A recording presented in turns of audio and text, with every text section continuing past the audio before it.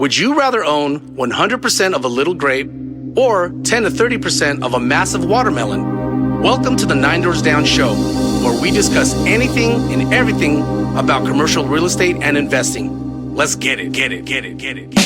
Nine Doors Down.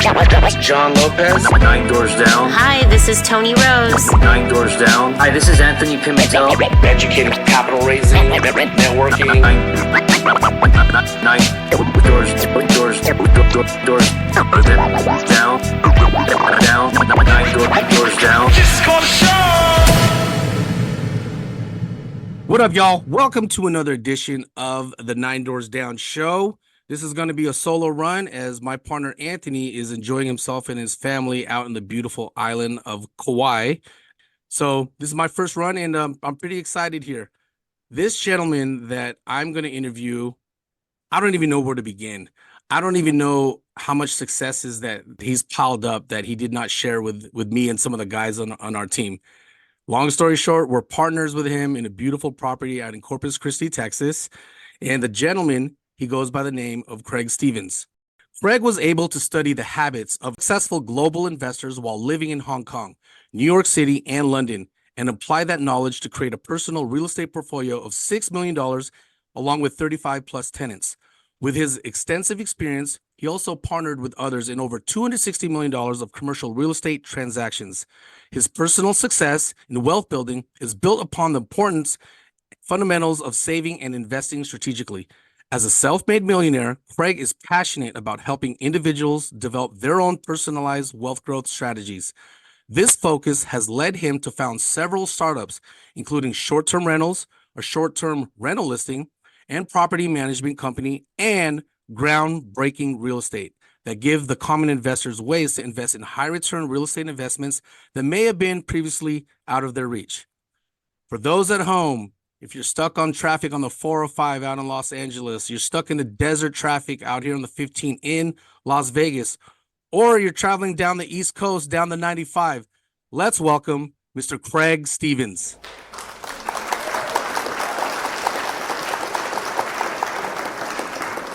Thank you very much, John. That's an awesome introduction. Love it.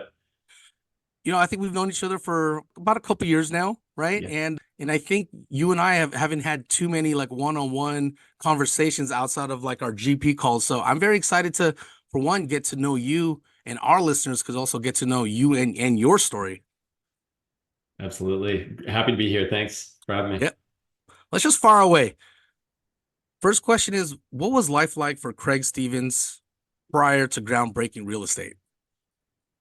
I was previously an accountant, so at my full-time role out of college was I was a CPA, worked in an audit firm at Deloitte & Touche, and was grinding numbers, working tons of hours, went on to lead financial reporting teams at different insurance companies and banks. So 25 years of my career has been in the financial reporting space.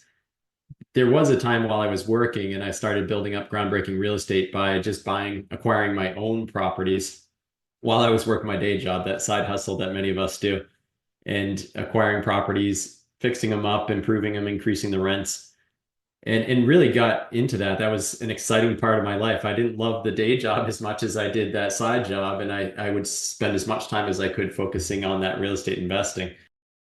Now, as far as like real estate investment, and you had, you know, your experience as an accountant, what drove you to look into real estate as an investment asset class? I was sitting there at a day job, you know, working 60, 70 hours a week and realizing that I didn't want to just kind of continue on with this for the next, 20, 30 years of my life until retirement, that I was looking for something else that could help to boost my wealth. I was enjoying working in corporate America. I was really learning a lot from that. So I don't have any regrets about my time in corporate America, but wanted to kind of venture off and start my own business, wanted to find out more about what I could achieve on my own rather than working for a large existing company. So I started thinking through, what am I good at, right? And it's the analytical skills that I have. It's the accounting in me that's able to analyze things better. So I'm not going to invent the next skateboard very well, but actually I can digest numbers and put them into simple form for people. So that's when I started to learn more about investing in real estate and understanding the power that that can provide to your wealth growth. And that's where I kind of steered myself in that direction. Hadn't really owned any real estate prior to that. Didn't really know much about real estate. So let's talk about that first property that you invested in. Was it your primary residence, or was it like a single family or a duplex? Tell us about that very first deal. Yeah, my wife and I had recently gotten married. This is about 15 years ago now. And we were looking to move into New Jersey. So we were living in New York City at the time, looking to kind of migrate into New Jersey, Hoboken area, and we bought a condo. So it was just a 2-bedroom condo. We lived there for about a year and a half, and then I got moved for my job to Puerto Rico. So I lived in Puerto Rico for 2 years. During that time, I didn't want to sell that condo. We just purchased it. We were kind of disappointed to not be able to live there a little bit longer, and decided to rent it out. And that was my first taste of renting it out. It worked well. It was just a 2-bedroom unit. We rented out each of the bedrooms separately, and it seemed pretty easy, right? There wasn't much to do to upkeep a brand new condo. They were splitting the electric and utility bills, and we were just collecting the net rent. Not a great cash flowing situation because of the high mortgage and property taxes and all that in the area, but at least it was paying for those bills while I was able to work abroad. And then we eventually decided to sell that, rather than hold on to it for much longer, and kind of started swapping it into larger buildings. So we were doing 1031 exchanges and buying larger buildings in the area. What year was this when the two of you dove into that first property? That was 2010. So it was kind of right after the financial crisis. We bought it at a low point. We were able to rent it out and basically break even, I would say, from the rents. And then when we went to sell it, we had a really good boost in equity at that stage. That's a very similar story to mine. Wife and I, we bought our first single family home in Carson, California. And immediately, I didn't know the term house hacking, but we were already immediately thinking, how could we lower our mortgage? And a few years later, we decided to move up to Northern California, and we learned how to work with property managers. And that's something that you never would have encountered if you never, for one, dove into that first asset. That's one thing that's missing as far as people is like, you got to take the action at one point. And sometimes you may not even know that you are taking action, but you're just, you're purchasing something out of necessity. Welcome to the course on raising capital for investments. In this course, we'll cover the following topics. 1, analyzing your investment strategy. Number 2, discovering potential investors. 3, crafting your pitch. 4, securing your investment. 5, our cheat code. We'll round out the program with our very own cheat code for getting in front of investors and being ready to pitch your investment opportunities. Take action today. Visit schoolofninedoorsdown.com and learn to attract capital.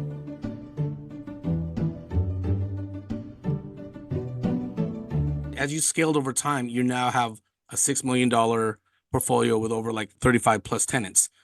Were you managing these properties yourselves, or did you have property managers? Did you have co-GPs? Tell us about that. Sure. So that was a time when I started to really just decide that I was going to go in as full force as possible into real estate investing. I was enjoying the condo that we had that we were renting out, thinking about how I can scale up. So I started to kind of plan out my future over the next 5-10 years about how many doors I need to add, how many properties do I need to acquire. And we bought our first property in Westchester, New York. It was a 4-family building, and it had some parking spaces to rent out as well. Boy, buying that first property, I was shaking all over. I had done my research. I had learned a lot about real estate investing through podcasts and books, but pulling that first trigger, that kills your nerves for sure. The idea was to use our money, my wife's and my savings, to as much as possible to just put equity into properties, fix them up, and then just increase the rents and keep them as cash flowing properties. So we didn't bring in any partners. We were going small scale, 3-4 family buildings at a time in Westchester area, and these were expensive properties.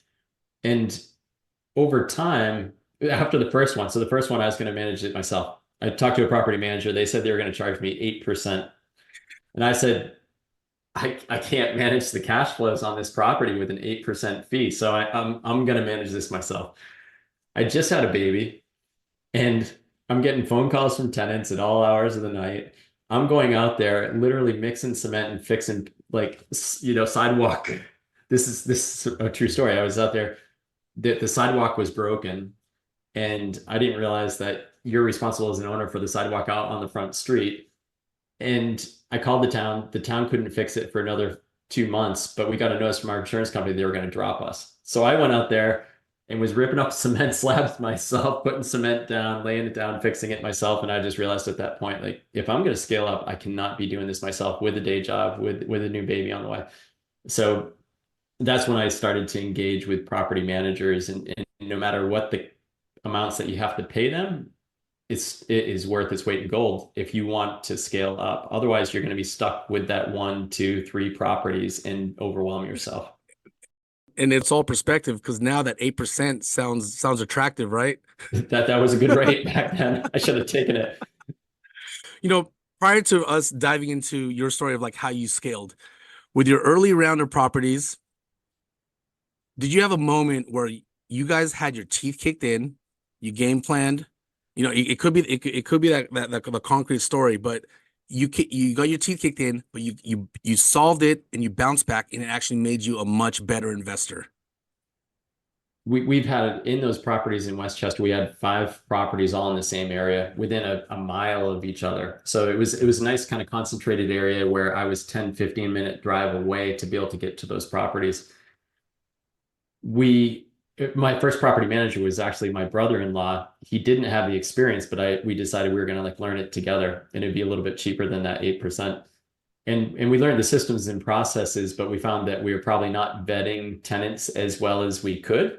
We were doing background checks on them and making sure that they had the right income levels, but maybe not vetting them as much as a experienced property manager would. So we were having delays in payments and things like that. And I had my first eviction, and it was painful. It was scary. We had somebody that just wasn't paying rent for several months. We were slow to react. We were not sending out notices as quickly as we should have when people were not paying rent. We would just text them and they would text back and say the money's coming. Well, the money didn't always come. So we literally had to have a deputy sheriff go out to a property during an eviction with badge in hand, knocking on the door, pulling the tenant out. And it was something I would never want to see. That was when I got my teeth kicked in for the first time, to basically remove a family from a property that they had refused to leave. They put themselves in that position, but I personalized it. It hurt for me to be able to see that situation. You never want to be in that situation as an owner. And part of it probably could have been avoided if we had gotten in front of it sooner. So I've learned to be a little bit more proactive in sending out late notices for rents. So it sounded like that was in a landlord-friendly state. Yeah, very landlord friendly. It took months to get these people out. So that eviction process took forever. It's a very tenant-friendly state. New York and New Jersey are painful. Oh, so very tenant-friendly. Yeah, I was laughing because it's completely the opposite. I had one tenant during COVID that hadn't paid their rent for 12 months, and we couldn't get them to court through the court process. They stopped allowing landlords to remove their tenants during COVID. So we just had to sit there and not collect rent. So with that first round of when you had to do the eviction, was this prior to like squatters protection rights? Because it sounded like you were still able to have law enforcement kind of, escort them out of the property. So what year was this? This was back in 2013 and around there. And there is a process that you go through. So you have to file for an eviction with the person. You have to notify them. I engaged a good lawyer that knew the steps to go through.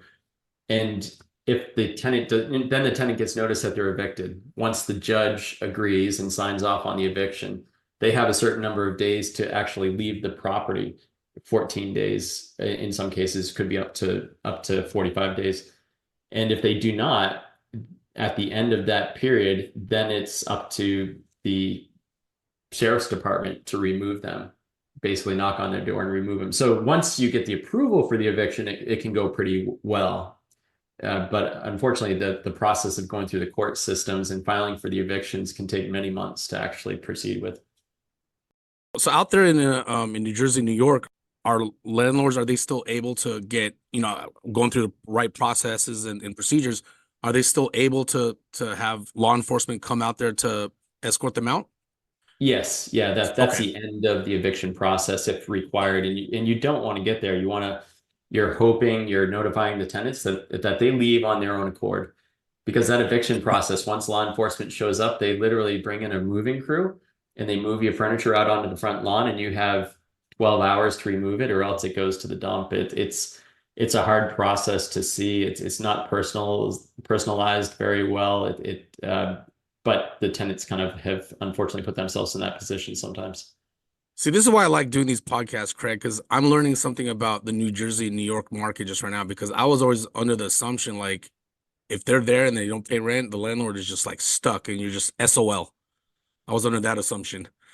In some cases, it can take a long time, but there is an opportunity to finally remove them through the eviction process. But at times, I'd say the state and the local regulations can change pretty quickly depending on the economic situation, depending on the COVID, for instance. And it does lean very favorably to the tenants. All right. Let's dive into your mindset, because everyone has to start somewhere, right? So you started out with those, the smaller multifamily deals. When did you start to see the light of, like, you know what, I could start getting into these 50 plus unit deals, 100 plus unit deals? And how were you introduced to it? I was spending a lot of time focusing on these 3-4 family deals in the New York area because it was close to me. It's what I knew. I found a good area that was, say, up and coming to a certain extent, or at least had some good valuation improvement opportunities.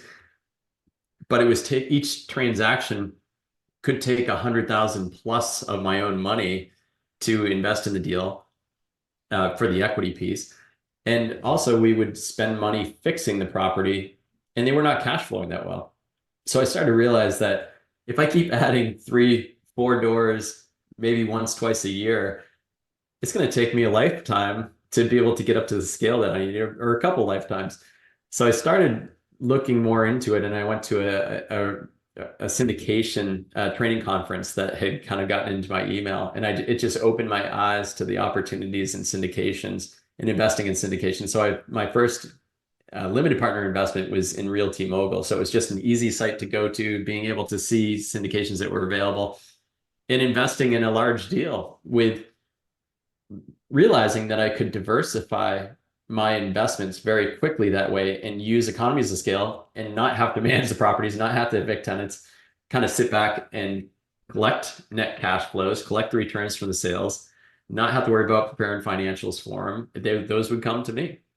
And it just opened my eyes to the economies of scale opportunity in larger transactions, and how could I get into those deals if I didn't have the capital myself to buy a 100-unit apartment or a 300-unit apartment.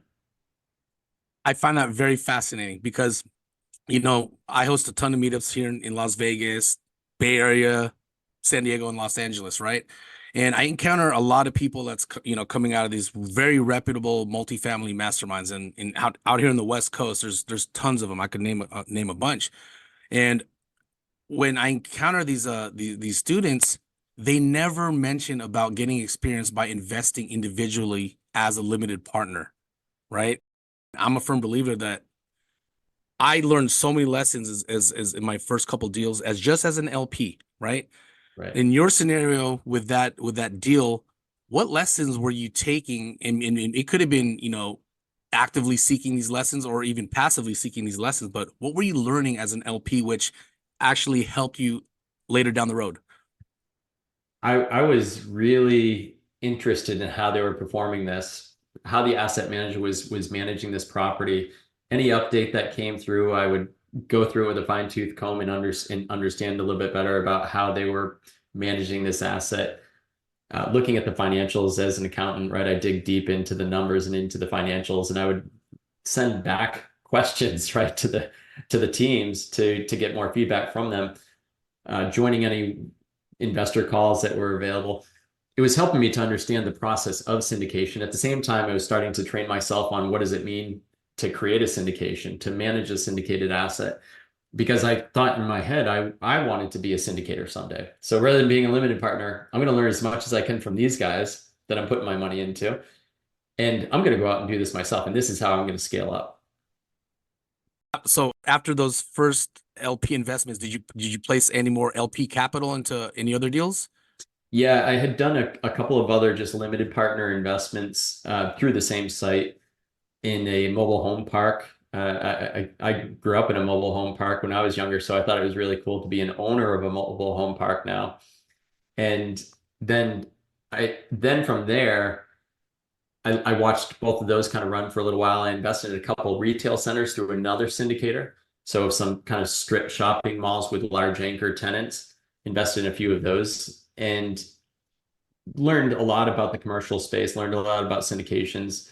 Finally decided that I was going to take a bigger part in things and go into the capital raising space.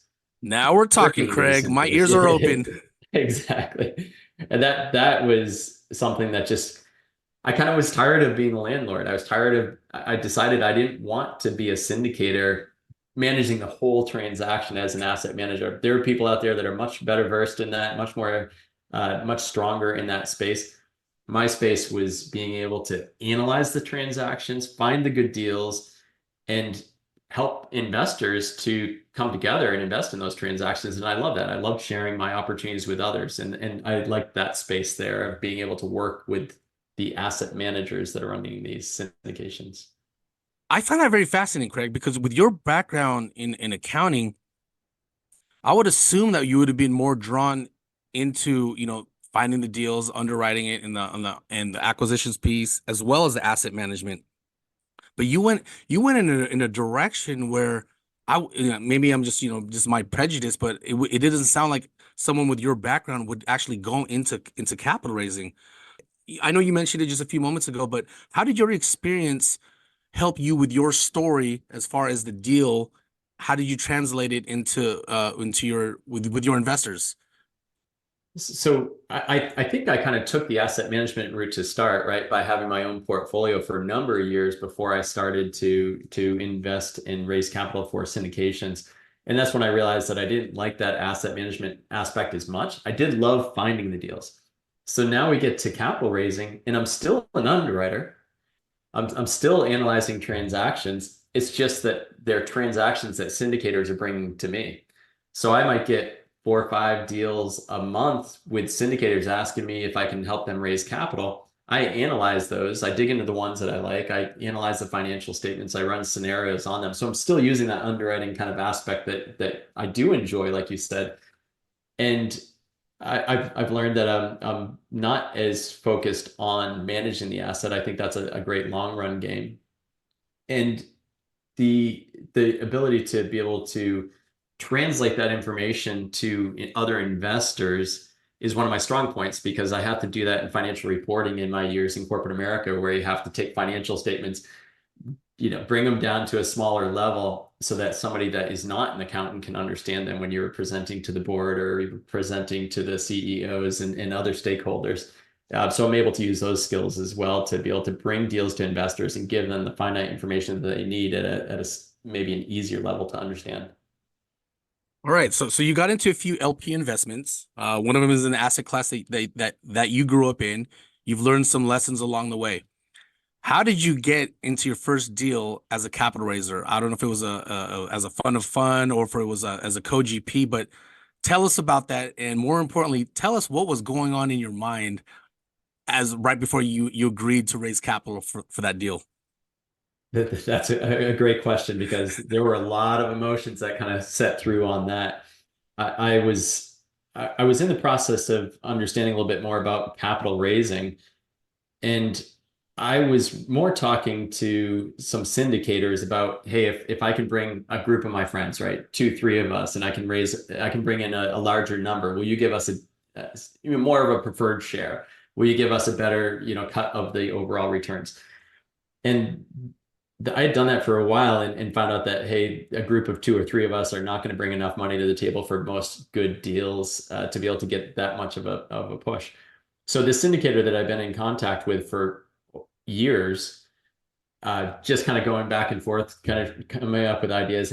He's asking me if I want to invest as a limited partner. I'm asking him if he'll give me a better cut of the deal. I start to learn more about capital raising. And he came to me and asked me if I'd be willing to see what I could bring from a capital raise perspective. So he kind of coached me through the process as the syndicator. He gave me the opportunity. He said, I have this big deal, need your help with it. And he asked me how much I could raise. And I have a very good network of people. I worked in New York City. I worked in cities all around the world. I have been to some good universities with great contacts. I said I could raise $1 million. And we hung up the phone. He's like, great. We hung up the phone and I go, oh my gosh. What did I just get myself into? I've never, I've raised a little bit of money here and there for like short-term loans, but never to that degree. So then I was like nervous. I didn't want to disappoint. So I just did the best I could to kind of cobble together what a capital raise looks like. And I was able to raise $1.4 million for that deal when all was said and done. But I can tell you there are a lot of stresses along the way as to whether I'd meet that goal. A lot of pressure on me because there was a deadline in that transaction where he needed the money within 60 days or he'd have to find it from something else, right? Somewhere else. And there were a group of capital raisers that could back me up, but I didn't want to be that guy that came to him and said, sorry, I didn't meet my goal. Now, did you have a partner on this deal as far as the capital raising, or was it just you going solo? Just me going solo. I've only gone solo from a capital raise perspective. I built up a little bit of team to help me out now, but this was solo, and my first 5 deals were absolutely solo, and it took a lot of phone calls, a lot of emails, a lot of back and forth with investors to be able to get to that point. But I started to learn systems and processes to help me out. Let's dive in a little bit about that, a little bit more about that first round and your systems and processes. What are some advice and best practices that you can share with those that are, hey, they may be syndicating their very first deal, right? And a lot of emotions are going through their head. They don't have the LP experience, but they're graduating from these masterminds. What advice can you give them to start attracting the capital for that very first go around? Because a lot of nerves go into play on that very first raise. There are a lot of nerves that go through that. It's important to start raising capital as soon as you can. And what I mean by that is even before you have a transaction, start to let your audience know, start to build your audience, first of all, and start to let them know what your plans are. Start to give them ideas around what types of transactions you're going to be raising capital for. Come up with a model transaction and speak with an investor to see what type of interest they might have. Educate your investors. A large part of what we do is educating investors on what the heck is a syndication. What does it mean to be a limited partner? Can I invest in this deal? I didn't know I could, right? It's starting to kind of dive through that. And why do I want to invest in real estate? What's the benefits of real estate? It could be through, making sure that you're staying active in social media. That's a huge part of what we do as well. Getting on podcasts and things like that. And really contacting your investors, spending time with them, treating them individually as much as possible. You are going to send out kind of mass emails at some point, but just getting involved with direct discussions.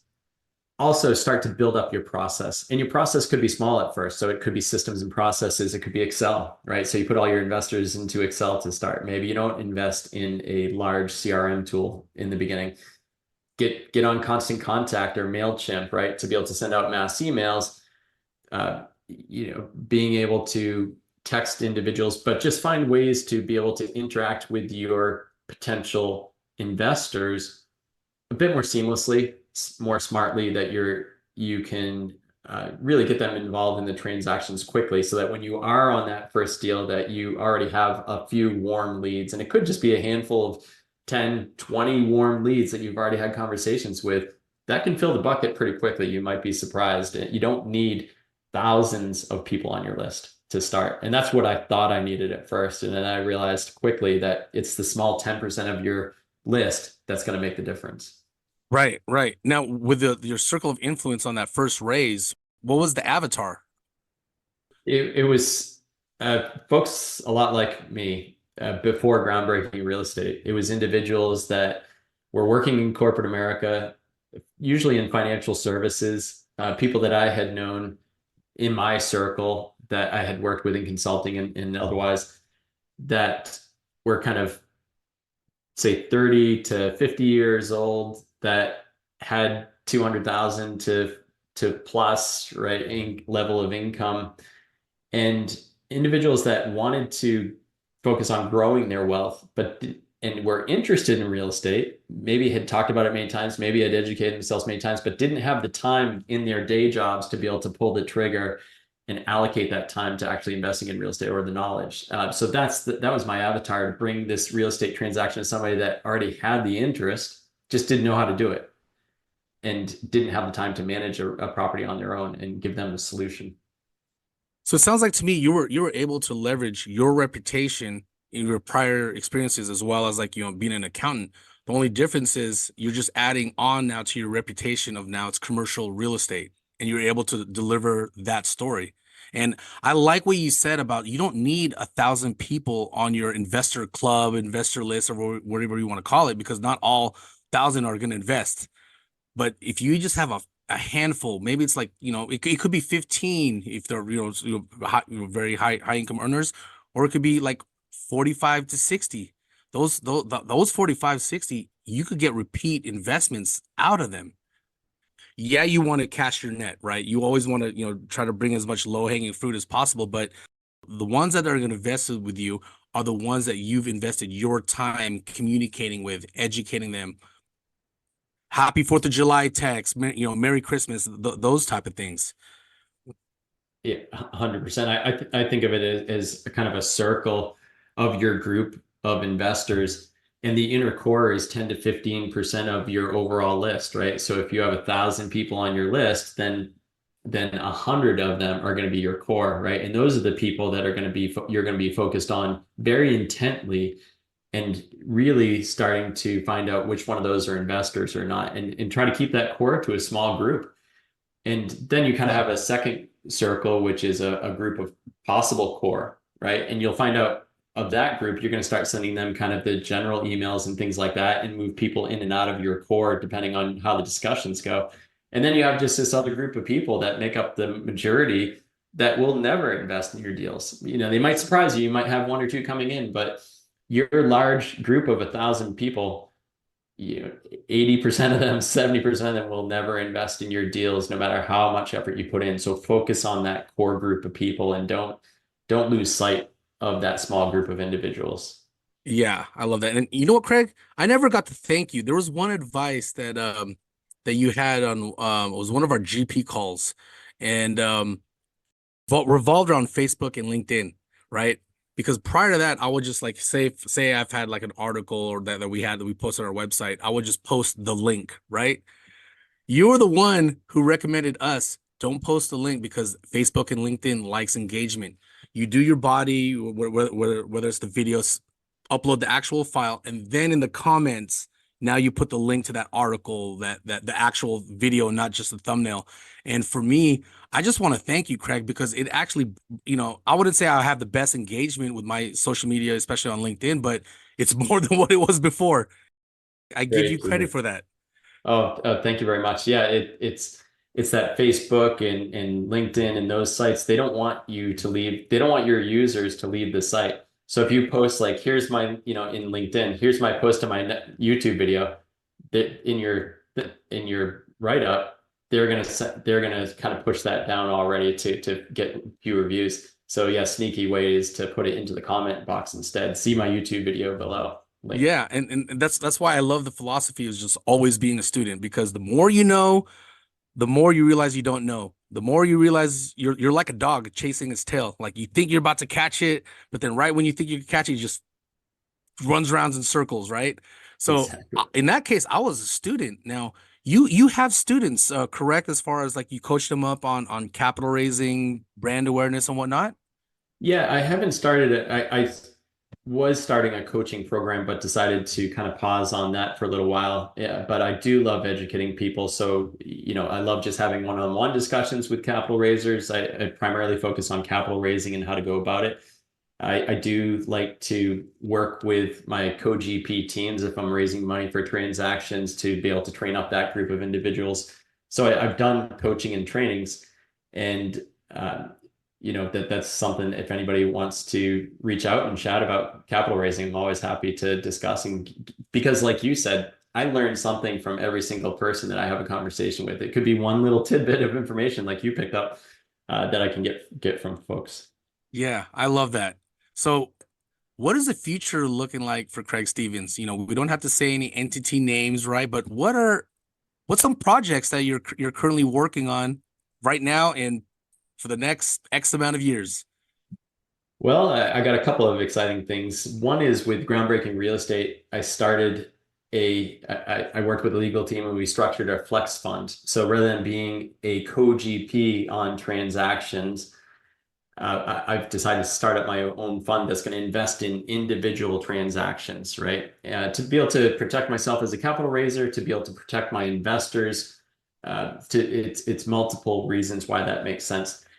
That's exciting. So I just launched that, and we're doing that for our current deal now that we're raising for a deal in Grosse Pointe, Michigan. And secondly, I'm working with a great team of folks, including yourself, on a potential investment strategy. And we'll hopefully be releasing more about that as well in the future. But we have some interesting ideas going with a great group of partners to see where we can bring things. Yeah, I love that. And it's just, it's your actions dictate your future. Your actions dictate the relationships that you're going to form, and you just never know what new opportunities are going to come about just because you and your wife purchased that first property back in 2010 or 2011, Yeah, I think it was. 2010. Yeah, that's amazing, Craig. This conversation is amazing. But while we're wrapping things up, I do have a few questions for the lightning round, right? The very first one that I have is, what is your God-given superpower? I think for me, it is that analytical background. I've always been good at numbers, but not just analyzing things. I see numbers as a puzzle where some people see numbers and maybe want to just avoid it. But it's actually bringing those numbers into an easy to understand presentation for individuals. And that's what I really love doing, that to be able to help people. Financial results and numbers and cash flows drive everything, especially in real estate, but also in many factors of life. And to help people to understand that better, it can really change the way that they grow their wealth and focus on even their family budgeting and things like that. So I love playing around with numbers, and I love sharing that with other individuals. Love it. Now, these two questions that I'm about to ask next, Craig, just be warned. These are two of the toughest questions that an investor will ever face. Are you ready?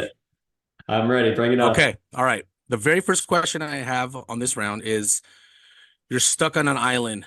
You don't have a single soul next to you. No family, no friends, no business partners, no peers, no investors.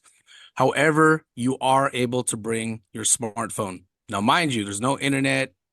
You can't make phone calls, no text messaging, no communication to the outside world. However, you are able to load up one musical artist or one album that you could repeat over and over again until you're rescued from that island. What is that musical artist, or what is that one album that you could listen to? That's a awesome question. I love a lot of genres of music. You'd be absolutely surprised to know that I've listened to jazz, from everything from jazz to R&B to all the way to heavy metal and death metal. So actually, heavy metal really gets me boosted and going and energized. So I think it would have to be something in that genre of, I think, Iron Maiden. So a lot of times I'll be sitting at my desk and I need a little boost of energy, a little bit of spike in my adrenaline, and I play an Iron Maiden album, from beginning to end. So that would be my band. I never would have imagined, Craig. This is why I love asking this question, because I get to learn people about about themselves on a much more personal level. And that question, it always opens people up, like their body perks up. And I never would have imagined you'd be listening to Iron Maiden. Yeah, as a youngster, just real quick, I was a bass guitarist in a death metal band in high school, and I had hair down to my shoulders. And I turned out to be an accountant. I'm probably the oddest accountant to be in a death metal band ever. I love that, man. And you're just being yourself. You know, you're progressing through time, but you're still not ignoring the fact that, hey, I was listening to Iron Maiden back in the day. Exactly. Yeah.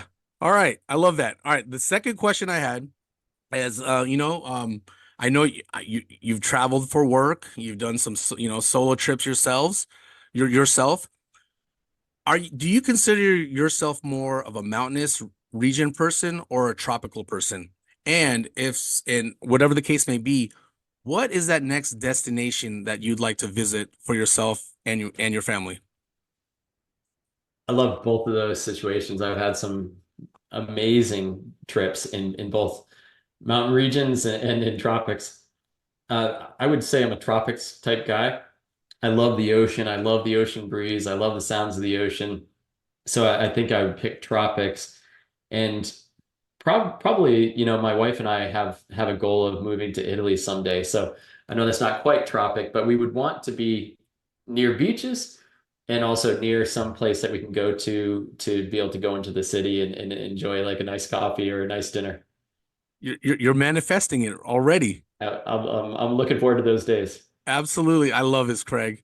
All right. Now, for our listeners at home, how can they get a hold of you and learn more about your investment opportunities? Any websites, social medias, emails that you'd like to share, phone numbers? Floor's Sure. yours. Yeah, you can reach out to us on LinkedIn. So I'm groundbreakingre.com. That's our email address is craig@groundbreakingre.com. Catch me on LinkedIn and we can connect on that way. And our website is groundbreakingre.com as well. And you can kind of go in and fill out a form if you want to reach out and connect. Craig, thank you so much for hopping on and sharing your story with myself and our listeners. I'm very excited to also get to know you more and start tackling these projects together as a team. So I'm very excited and I'm very fortunate that you came into my life, man. Awesome. I am as well, John. This was a lot of fun. I appreciate it. Absolutely. So for all our listeners at home, this concludes another edition of the Nine Doors Down show. Please share, follow, like. You could find us on all your favorite podcast platforms such as Spotify, YouTube, Apple Podcasts, TuneIn, and many more. And on that note, for the Nine Doors Down show, we out. Peace.